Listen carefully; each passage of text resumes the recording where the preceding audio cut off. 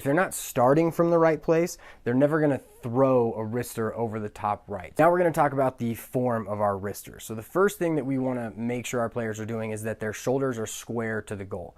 In a lot of the highlights we'll see later, you'll see that the players' shoulders are square to the goal. They don't want to be turned out like this, take a step and turn. That's not a wrister, that's just regular wall ball.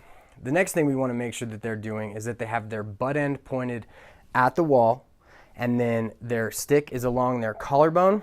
And as this is happening, one of the things kids struggle with is that their bottom hand has to get across their body. So their bottom hand should be right in line with their shoulder and whatever point on the wall that they are trying to throw the ball to.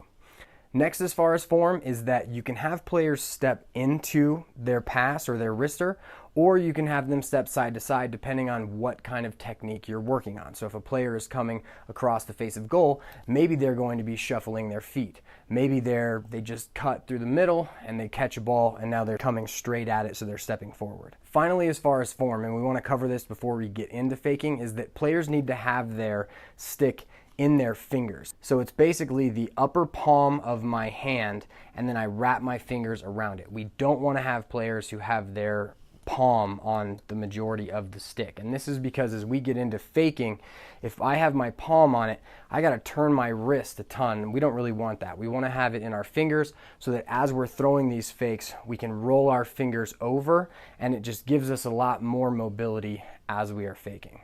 Now, as far as executing the wristers, what we want to do is we want to have players start by just getting to this collarbone position and holding it.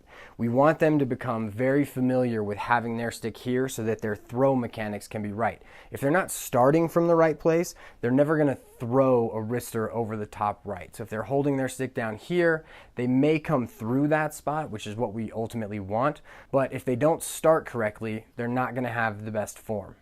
So now as we're throwing our wristers, we basically just want to use our wrist. We want no shoulder turn. We just want them to snap their bottom hand to their top hand elbow and their top hand over. So a lot of times we'll have all the players take a knee and they'll just be in the collarbone position and they'll just snap over and they'll point their stick.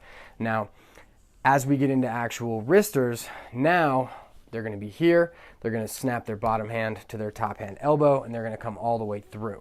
Now, as players are going through these wristers, they're basically going to set up, throw their wrister, catch the ball, come back up, get to their spot, hold for a second, and then come through. As they progress, then they can get into catching the ball, one cradle, throwing their wrister.